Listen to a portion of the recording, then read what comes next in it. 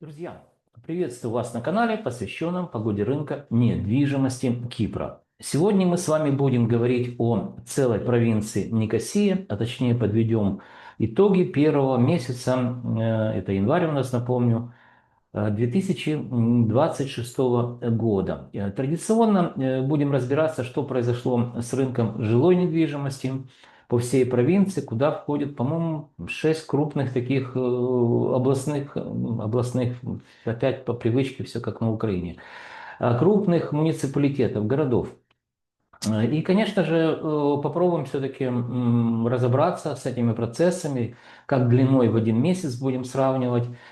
Значит, декабрь 2025 года с январем 2026 года, так будем сравнивать, естественно, январь 2025 года с январем 2026 года, то есть будем говорить о тенденциях, что произошло с недвижимостью на протяжении одного года. Напомню, друзья, данный контент, который вы видите, он уникальный на сегодняшний день. Ну, я так посматриваю, есть там агентство недвижимости, которое публикует статистику, но это не та статистика, то есть я в своих исследованиях я занимаюсь наукой, использую научную методологию, это метод статистического анализа, метод классификации.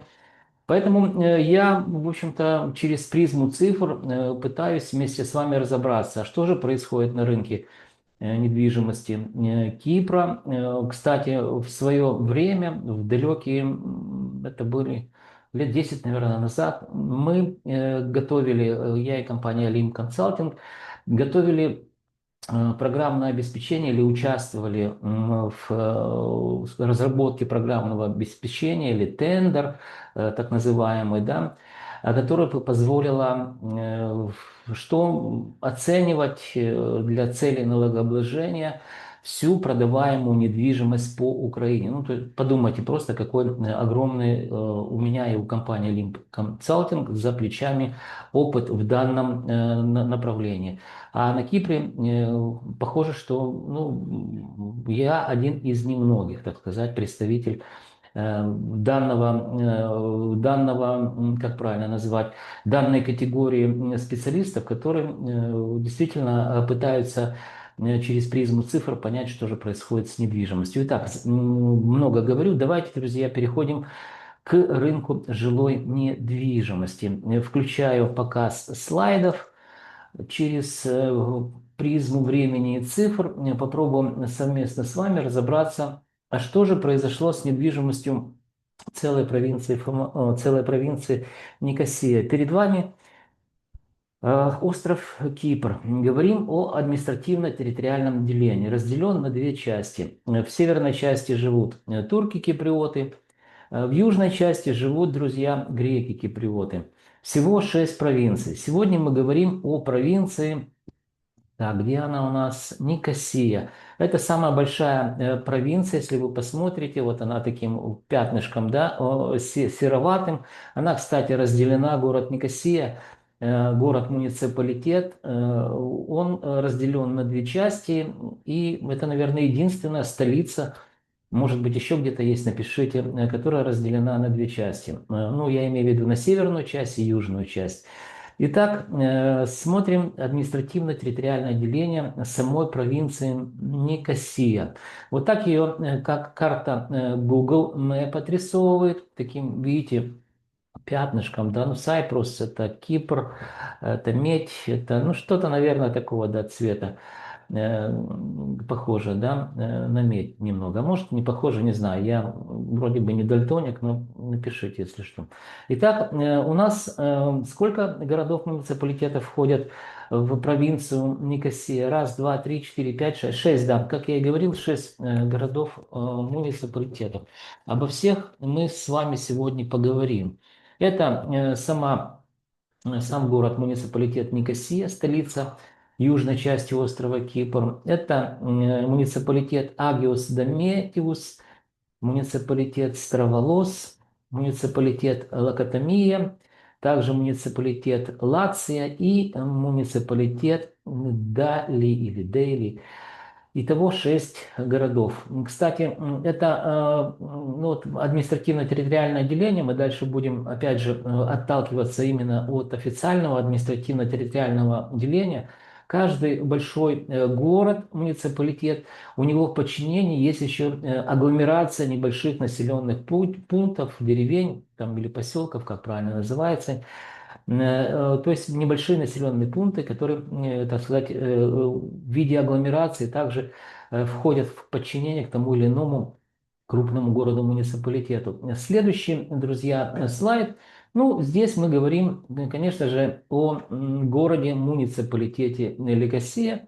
Никосия, которая, как я вам говорил, разделен, это столица, южной части острова Кипр разделена на две части. На северную греки, вернее, южно-греки киприоты, северно-турки-киприоты.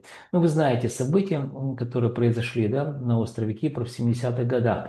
Итак, мы говорим, друзья, о квартирах, новых квартирах. Договоримся так, что по значит, классификатору, который я использую, есть класс А и Б. Ну, я его использую. На самом деле его придумали, я так понимаю, что люди, которые греки-киприоты, которые, в общем-то, что-то строят. Здесь, понятно, компании-застройщики и проживают, да, на данной местности. Это новые здания, сооружения, выполненные из энергосберегающих материалов, где, как гласит молва от застройщиков, зимой не холодно, а летом не жарко. То есть, ну, назовем это условно новое жилье, так, чтобы было понятно, да, не перечислять вот эти все классы.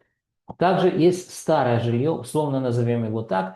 Это дома, сооружения, в которых находятся квартиры, выполнены не из энергосберегающих материалов, где, говорят, прохладно зимой и летом жарко. Ну вот я живу в таком доме, который относится к классу С, наверное. Он, в общем-то, ну, понятно, что как таковой зимы нет на Кипре. Есть, так сказать, вот сезон дождей, месяц уже идут дожди, причем такие хорошие каждый день. И, в общем-то, я не чувствую, что как-то так замерзаем мы в этом доме. Поэтому все это очень условно. Но, конечно же, новое жилье, оно больше метражами. Новое жилье, как правило, мы сейчас говорим только о многоквартирных домах, домовладениях говорим, сюда не попадает виллы большие, да, они там, ну, стоят по-разному, бывает там и от вполне бюджетного как бы жилья до каких-то фантастических космических цен в несколько, может быть, даже десятков миллионов евро. Итак, сейчас мы говорим о апартаменты класса А и Б, договорились, что это будет у нас, будем называть это новое жилье. И вот теперь смотрите, новое жилье показало за месяц снижение минус 0,06%. Ну, на карте вот я показываю. Посмотрите, сколько, так сказать, вот это ценовые зоны, так называемые, в город, муниципалитет Никосия, сколько входит ценовых зон. То есть это исторически сложившиеся географические места, где проживают, или микрорайоны, можно так их назвать, наверное, проживают греки-киприоты. И посмотрите, как очень сильно отличается стоимость квадратного метра. От 1737 евро до, условно говоря, 4600 евро. То есть вот это все также имеет отношение к административно-территориальному делению. Картографы называют это еще ценовые зоны. Итак, вы можете посмотреть внизу подытоживающие данные. Всего в целом, там, где мы зафиксировали, есть для продажи недвижимость, квартиры мы сейчас говорим. Видите, здесь много еще, где не присутствует просто ни одного объявления. Мы видим, что в среднее арифметическое число, как считается оно, вы знаете, в целом по городу, муниципалитету Никосия это 2980 евро, что, собственно говоря, и показало нам снижение минус 0,06%. Вот эти 2980 евро также на карте, то есть вы можете смотреть. Давайте посмотрим, что произошло в динамике 12 месяцев, то есть это тенденции, мы сразу будем говорить. Сначала колебательные процессы длиной в один месяц, потом тенденции. Тенденции положительные, то есть мы видим на протяжении года рост стоимости квадратного метра нового жилья. в муниципалитете, городе Никосия. Видим, что в январе 2025 года это было 2866 евро стоимость квадратного метра. И уже в январе 2026 года это 2980 евро за квадратный метр. Ну, те же самые цифры вы можете вот здесь увидеть, да, внизу, что нам показала динамику роста плюс 3,96% за год, друзья. То есть это вполне ведет себя адекватно рынок. Почему я называю адекватный? В конце видео мы разберемся с основными макроэкономическими показателями, конечно же, прошедшего 2025 года и почему вот все-таки недвижимость должна незначительно дорожать. И это адекватное поведение рынка. Дальше, друзья, следующий слайд, он посвящен уже старому жилью. Класс, помните, мы говорили C, D, E, F. Это старое жилье, кстати, проживаю в таком классе жилья. Также муниципалитет Никосия. Смотрим, что у нас рост за месяц плюс 0,26%.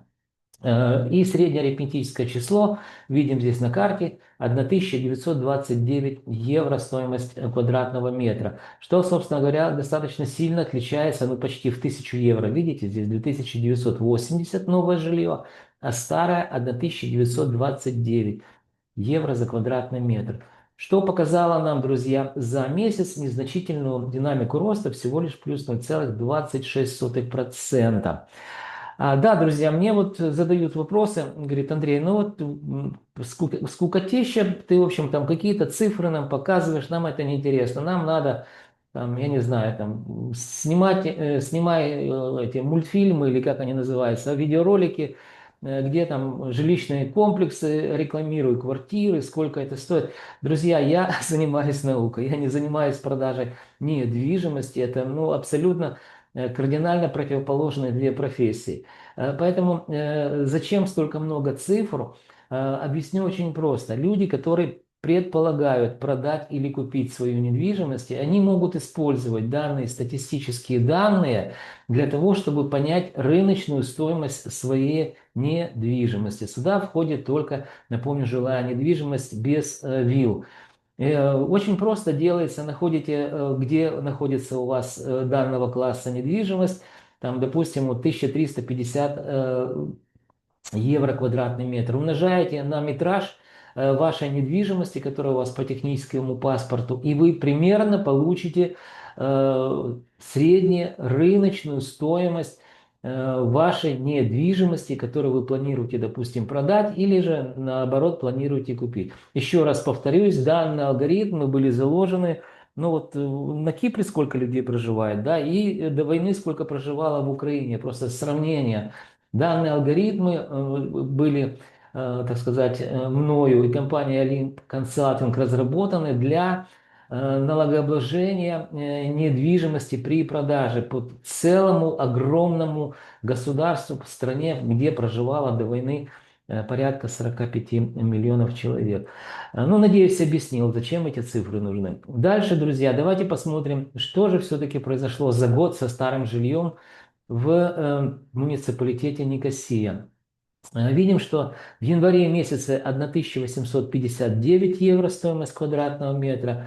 В январе 2026 года, спустя 12 месяцев, это уже 1929 евро за квадратный метр. И вот здесь внизу вы можете посмотреть красной чертой подчеркнуто, да, мы видим 1929 евро. Это у нас январь 2026 год. И рост за год плюс 3,74%. То есть вполне себе адекватно ведет рынок в столице южной части острова Кипр, муниципалитет Никосия.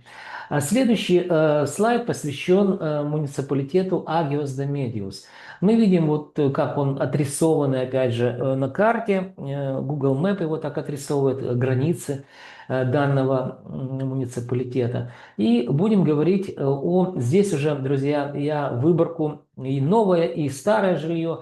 Здесь, конечно, ну, больше, наверное, старого жилья, хотя новое тоже присутствует. Но для того, чтобы выборка была репрезентативная, могу сказать, что за январь месяц только по данному городу муниципалитету порядка, по-моему, 2000 объектов жилой недвижимости мы зафиксировали. То есть все, что я делаю, делаю с помощью софта или программа. Olymp News она называется. У меня есть на нее авторское право. Патент зарегистрирован, естественно, в Украине. Тогда я жил еще в Украине, когда начал исследовать рынок недвижимости Кипра. И, друзья, эта программа работает с большими цифрами. То есть выборка больше 2000 объектов говорит о том, что выборка релевантная и статистическая погрешность, если выбирается достаточно правильно класс недвижимости, она, ну, к нулю свести ее нельзя, конечно, но она незначительна абсолютно. Поэтому все статистические данные обрабатываются программой Olymp News. Вы также можете посмотреть в открытом доступе, у меня, ну, выставлено все, так сказать, и авторское право, и патент, и все остальное. Поэтому, друзья, я не пальцами, не руками, как любят писать риэлторы, у нас самая большая база данных на острове Кипр. И вот, в общем-то, ну, хорошо, большая база данных. Но в любом случае, все данные, которые попадают в Базараки, да, а это тоже достаточно большой ресурс, мы его, кстати, мониторим. И мониторим с 2019 года, я прошу прощения, да. То есть достаточно давно. И вот эти все циклы развития рынка недвижимости, я уже, ну, как бы вижу их. И будем, наверное, ну, может, через месяц, через два будет у меня серия, так сказать, видео, посвященных ретроспективе, что произошло с доковидного периода с недвижимостью в той или иной провинции. Я думаю, это будет интересно и для компаний-застройщиков, которые там что-то где-то строят, да, и для людей, которые просто хотят или купить, или продать. Итак, опять же, много слов. Давайте, выборку попало и новое, и старое жилье за месяц. 0,22% рост, 2260 евро средняя стоимость квадратного метра. По локациям, друзья, можете посмотреть, вот здесь они, вы видите, да, локации этого города-муниципалитета. Я имею в виду ценовые зоны. Переходим к следующему слайду и посмотрим, что же произошло с данным городом-муниципалитетом на протяжении 12 месяцев. Январь 2025 года 2178 евро и январь 2026 год 2026 евро за квадратный метр, что показало вполне себе нормальную динамику роста, плюс 3,77%. Можете посмотреть вверху, здесь вверху, или же внизу подытоживающие данные. Итак, переходим к следующему городу-муниципалитету. Это муниципалитет Страволос. Также отрисованы границы его, Google Map так отрисовывает. Также в выборку и новое, и старое жилье попало. Рост за месяц плюс 0,25%. Стоимость, видим, что 1989 евро за квадратный метр. Ну и, так сказать, ценовые зоны, которые входят в муниципалитет Страволос, вы тоже можете прочитать. И среднеарифметическое число, еще раз повторюсь, на январь 2026 года 1989 евро стоимость квадратного метра, рост за месяц плюс 0,25%. Давайте посмотрим, что произошло за год в данном городе-муниципалитете. Видим, что в январе 2025 года 1915 евро за квадратный метр, в январе 2026 года 1989 долларов за евро за квадратный метр, я прошу прощения. Что показало, если внизу посмотрите, динамику роста плюс 3,82%. То есть вполне адекватно себя ведет рынок недвижимости данного города-муниципалитета. А следующий город-муниципалитет – это Локотомия. Видим, значит, его границы на карте, где он расположен. Период сравнения всего лишь один месяц будет. У нас декабрь 2025, сравниваем с январем 2026 года. Жилье новое и старое. Плюс 0,23% за месяц роста. Также мы видим, что средняя стоимость 2074 евро за квадратный метр. Что за месяц внизу красная черта показала нам незначительную, но динамику роста 0,23%. Ну а теперь посмотрим, что произошло за год с данным городом-муниципалитетом. Видим, что в январе 2025 года это было 2011 евро за квадратный метр, и в январе 2026 года 2074 евро за квадратный метр.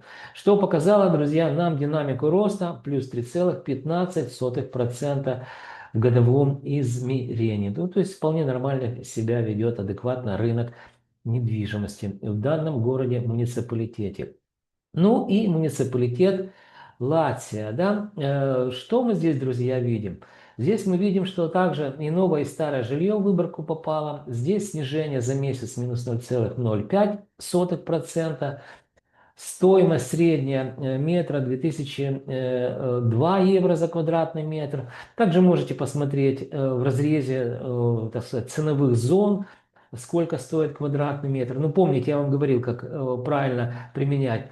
Находите ценовую зону, где ваше жилье, умножаете стоимость квадратного метра на число, которое видите, и получаете среднюю рыночную стоимость недвижимости, которую вы планируете продать или же купить.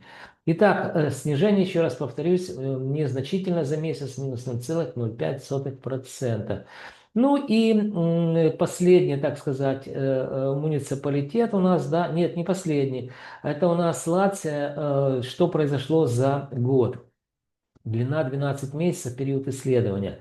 1951 евро в январе 2025 года и в январе 2026 года 2002 евро. Что показало внизу, вот если вы посмотрите, красная черта, показала 2,62% роста за, так сказать, роста за год, за 12 месяцев.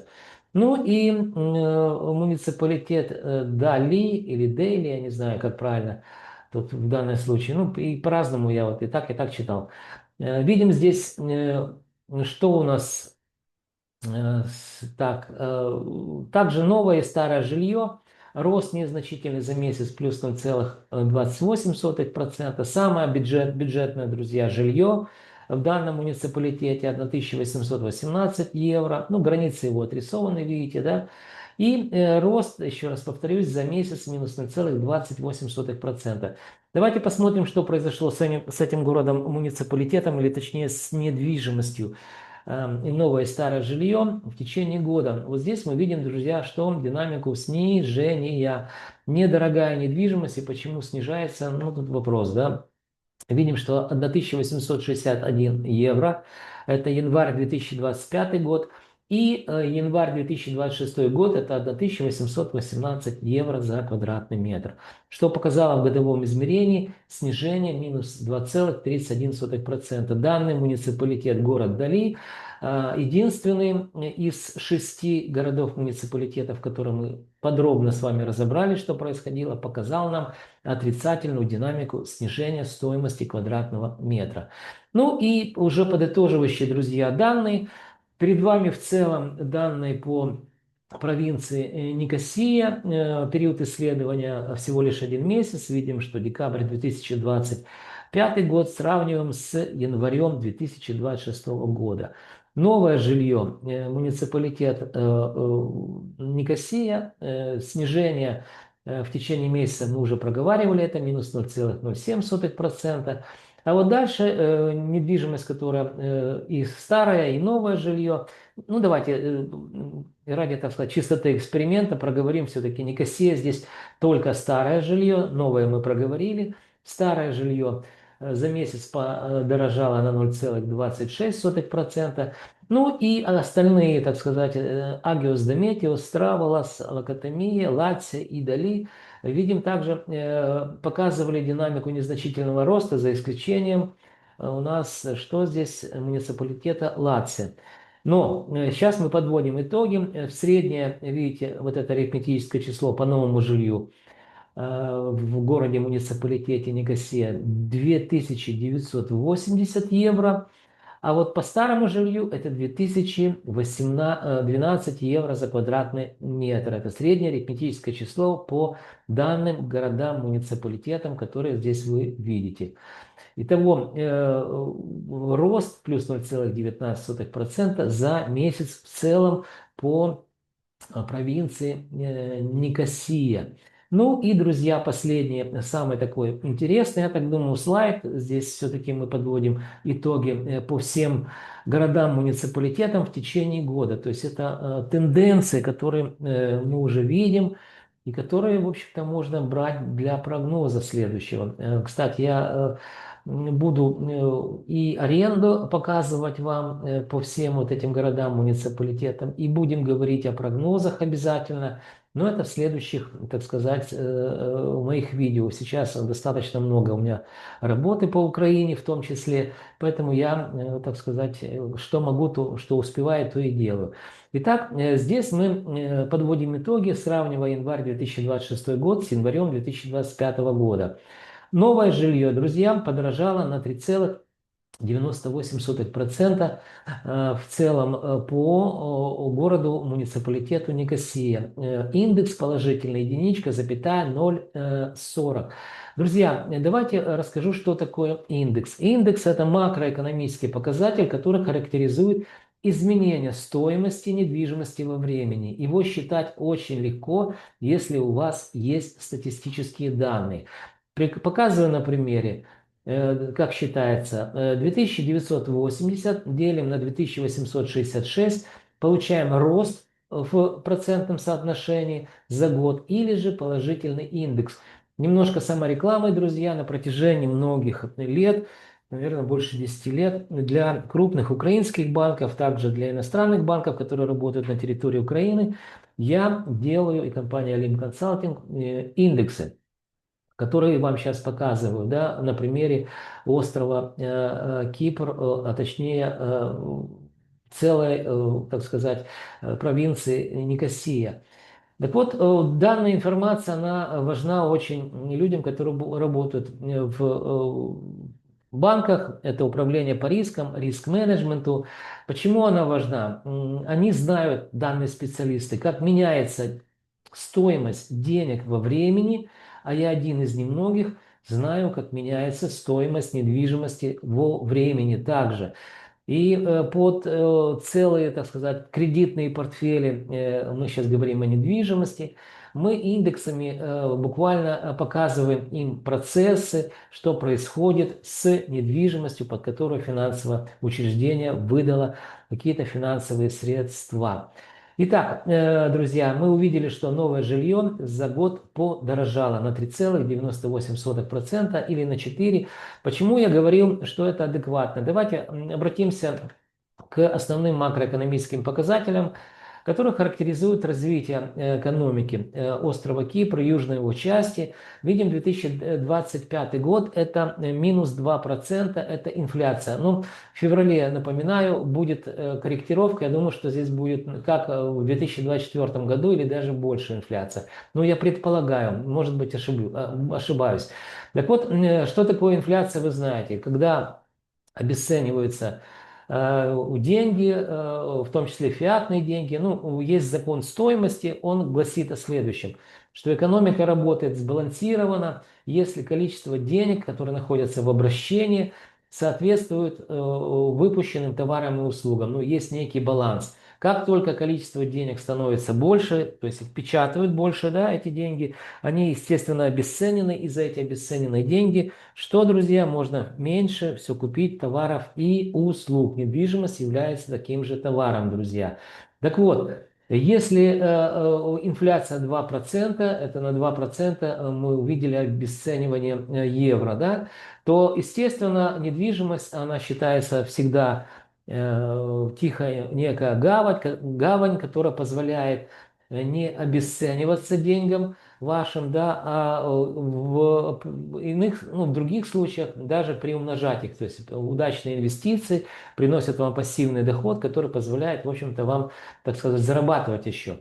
Поэтому рост 4% а здесь инфляция 2, но я думаю, что все-таки 3% вполне показывает, что именно на вот эту инфляцию и подорожала стоимость квадратного метра недвижимости. То есть ваша недвижимость, друзья, в городе, муниципалитете Никосия не обесценилась за прошедший год. Дальше смотрим.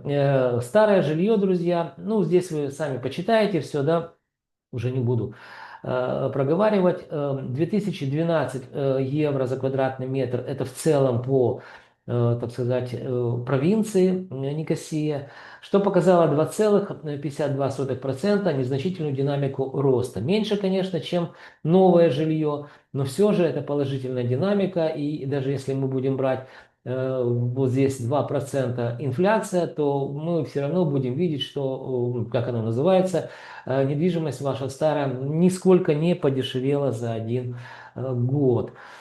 Ну что еще? Ну, наверное, все, да. Сегодня достаточно много дал вам информации. Останавливаем показ слайдов. Еще раз напомню, друзья, для того, чтобы вы знали, что происходит с недвижимостью острова Кипр, вам необходимо что сделать? Правильно подписаться на мой канал. Также ставьте лайки, дизлайки данному видео. Пишите вопросы. С удовольствием отвечу адекватным людям. Как я уже вот анонсирую, можно сказать, да, я буду показывать также видео по аренде. Мы будем говорить о пассивном доходе. То есть это очень важно для людей, которые хотят, так сказать, инвестировать в недвижимость. Будем говорить также, ну, в общем, давайте о прогнозах. О прогнозах, тут мне надо макроэкономические показатели, я хочу собрать их. Они на самом деле есть, просто все это структурировать для того, чтобы, вот как, я надеюсь, все вы учились, меня смотрят умные люди, да, как на лекциях в институте, когда преподаватель готовился к лекции, когда он фактически апеллирует не просто какими-то знаниями, да, а аргументирует цифрами. В данном случае рынок недвижимости измеряется, один из показателей, это стоимостной показатель, только и только цифрами, стоимостью денег, да. Тогда люди, которые слушают у данного, так сказать, преподавателя, они вполне нормально усваивают материал.